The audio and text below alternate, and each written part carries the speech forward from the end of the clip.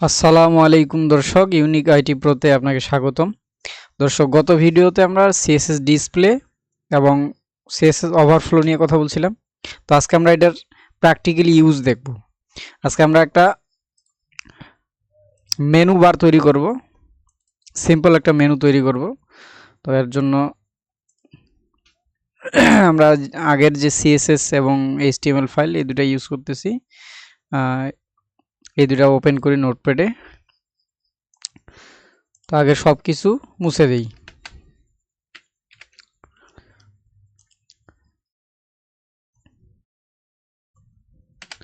তো এই সিএসএস এর সাথে আমার HTML লিঙ্ক আপ করা আছে। তো এখন আমরা এখানে একটা মেনু ক্রিয়েট করব।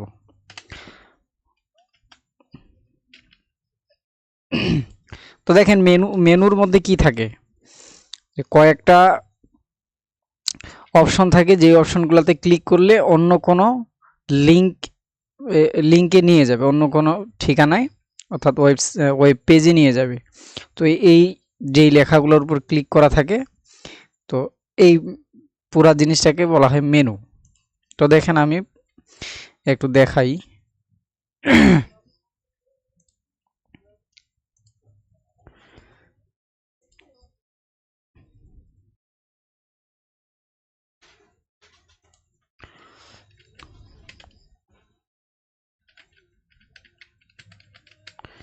তো একটা ওয়েবসাইটে আমি গেলাম।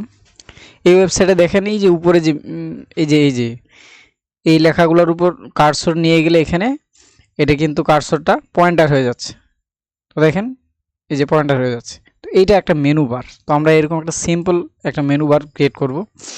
এর জন্য যেটা নিতে হবে, যেহেতু ওই লেখাগুলোর সাথে লিঙ্ক আপ করা থাকতেছে, এই জন্য আমরা প্রথমে ওই লেখাগুলো নিয়ে আসব এবং প্রতিটা লেখার সাথে লিঙ্ক আপ করে দেব। তো এখন প্রতিটাই হচ্ছে আমরা একটা লিস্টের আন্ডারে নিব। আনঅর্ডার লিস্ট নেই। এই আনঅর্ডার লিস্টের মধ্যে আইটেম থাকবে মনে করেন 5টা। তো ওই লিস্টের ভিতরে আবার অ্যাঙ্কর টেগ থাকবে, যেহেতু লিঙ্ক আপ করা থাকবে। তাহলে আমি এই আনঅর্ডার লিস্ট নিলাম, তার আন্ডারে ওই প্রতিটা লিস্টের আন্ডারে একটা একটা করে কি নিলাম, অ্যাঙ্কর টেগ নিলাম। তো ওই অ্যাঙ্কর টেগে আমরা এখানে বলে দিই যে হোম,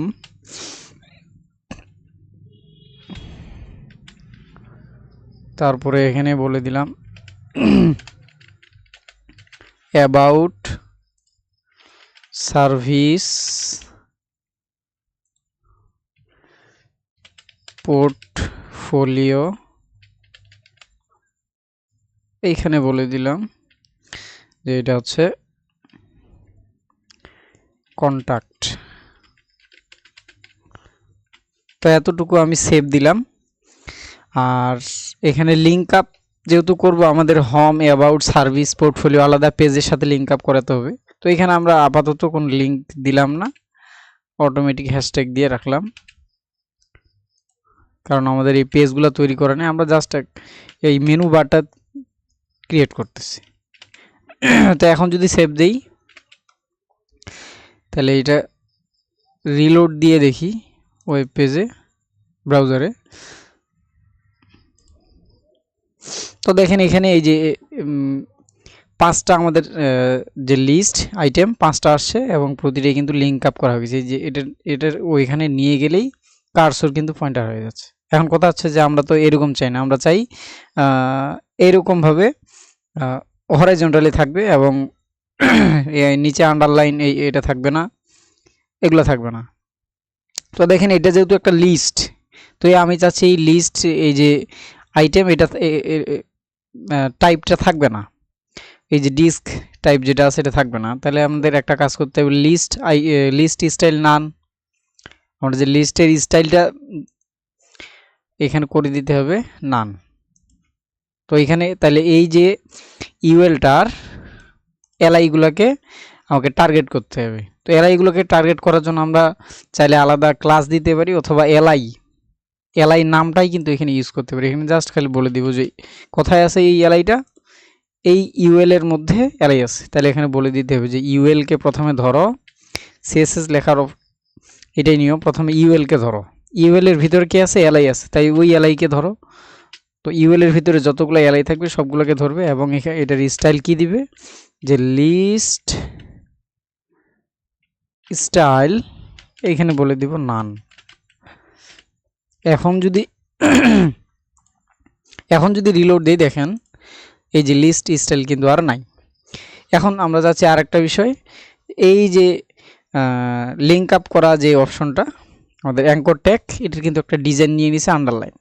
তো এর জন্য এটা একটা ডিজাইন দিব আমরা, যে এই টেক্সটের যে ডেকোরেশন এটা নান করে দিব, যে টেক্সট ডেকোরেশন নান। আমরা টেক্সট ডেকোরেশন প্রপার্টি এর আগে দেখছি।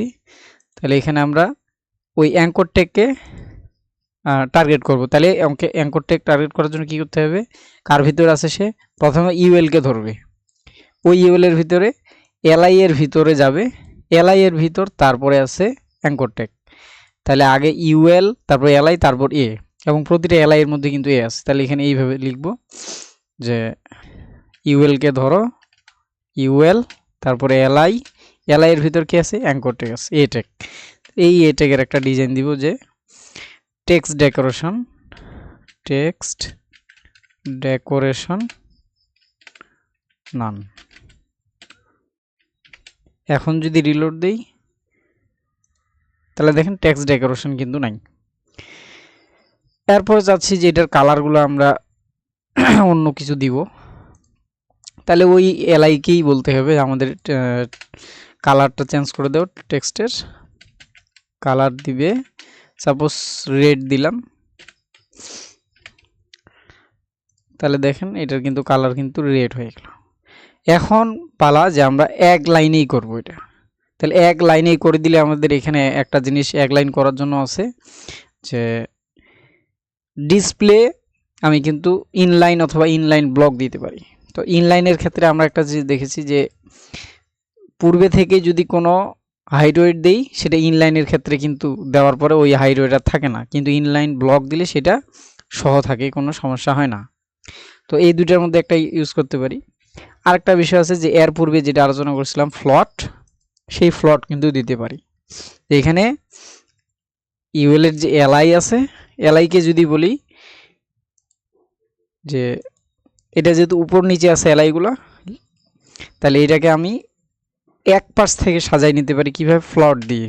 তো যদি বলি ফ্লট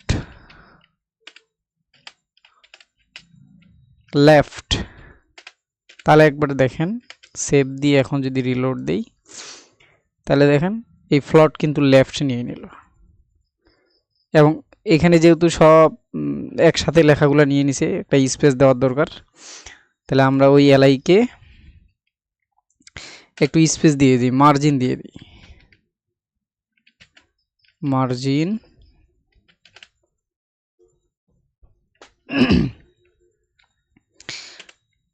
2 পিক্সেল। এখন রিলোড দিলে দেখেন এখানে একটা এই যে মার্জিন নিয়ে নিল। আর একটু বাড়াই দেই,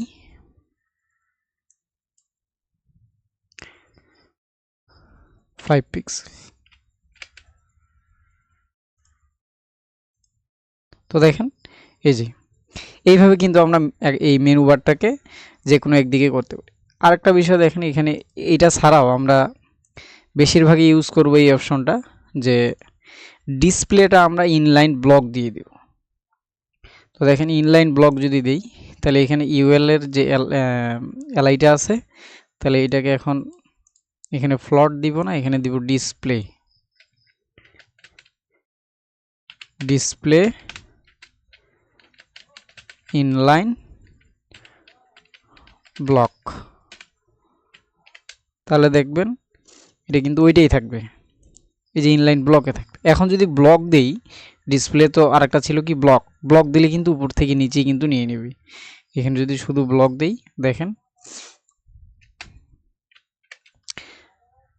তাহলে এই যে দেখেন ডিসপ্লে কিন্তু ব্লক নিয়ে নিচ্ছে, কিন্তু আমার তো একই লাইনে প্রয়োজন, তাহলে ইনলাইন ব্লক ব্যবহার করব আমরা।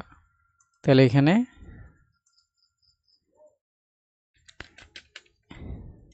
ইনলাইন ব্লক, এই যে দেখেন আমার এই সুন্দর মতো কিন্তু প্রতিটা এলাই কিন্তু নিয়ে নিল এক লাইনে। এখন আপনি যাচ্ছেন যে এই এলাইটা ডান পাশে না রেখে আপনি বাম পাশে না রেখে ডান পাশে নিয়ে যাবেন। তাহলে ডান পাশে নেওয়ার জন্য এখানে একটা কাজ করতে হবে যে আমরা যে কোনো একদিকে ফ্লট যেভাবে নিই, তাহলে এই যে এলাইগুলা কার মধ্যে আছে, এই এলাইগুলো আছে ইউএল এর মধ্যে। তাহলে এই ইউএলকে বলে দিতে হবে যে তুমি তোমার বডির মধ্যে, এই ইউএল আবার বডির মধ্যে আছে। এটা একটা জিনিস মনে রাখবেন, ফ্লট কিন্তু যার মধ্যে আছে তার এরিয়ার মধ্যে কিন্তু ফ্লট এক পাশ থেকে আরেক পাশে সাজানো থাকে। তাহলে এই ইউএল যেহেতু বডির মধ্যে আছে, তাহলে বডির ভিতরে সে যেদিকে ফ্লট দিবেন সেদিক থেকে নিয়ে নেবে। তাহলে ইউএলকে একটু বলে দিই, এখানে ইউএল থাকবে, ইউএলকে বললাম যে ফ্লট রাইট, আর I G S T rate দিলাম।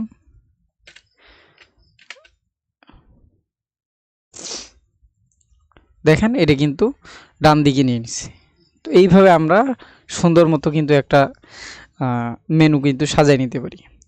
এখানে আরেকটা জিনিস আমি যদি মাঝখানে নিতে চাই তাহলে আরেকটা কাজ করতে পারি,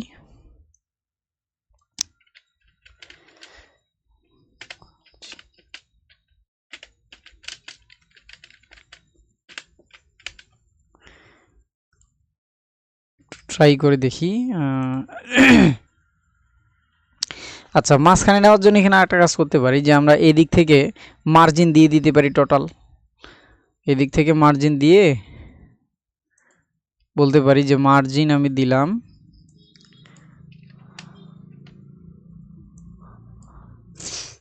300 পিক্সেল।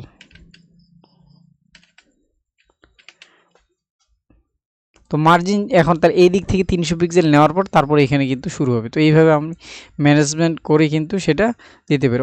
অবশ্যই এখানে বলে দিতে হবে যে সব দিক থেকে তো আর নিবে না, এটা এই শুধু মার্জিন দেওয়ার কারণে কিন্তু এদিকেও নিচ্ছে মার্জিন, এদিকেও নিচ্ছে, এদিকেও নিচ্ছে, চতুর্দিকে।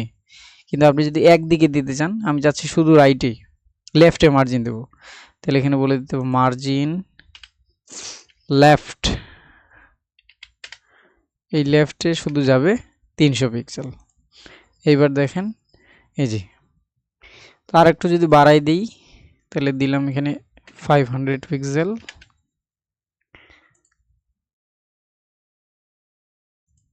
এবার দেখেন এটা কিন্তু মাঝখানে নিয়ে নিছে। তো এইভাবে আমরা অনেক সুন্দরভাবে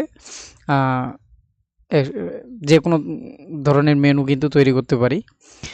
তো শুধু মনে রাখবেন যে এই সিএসএস এর যে ডিসপ্লে, এখানে মার্জি তোমার আপনার ইনলাইন ব্লকটা কিন্তু বেশি ইউজ করবেন, কারণ ইনলাইন ব্লক নেওয়ার ফলে এটার যে অরিজিনাল যে হাইট ওয়েট সেটা আপনি যেটা দিবেন ইনলাইন ব্লক দেওয়ার পরে কিন্তু সেটা পরিবর্তন হবে না।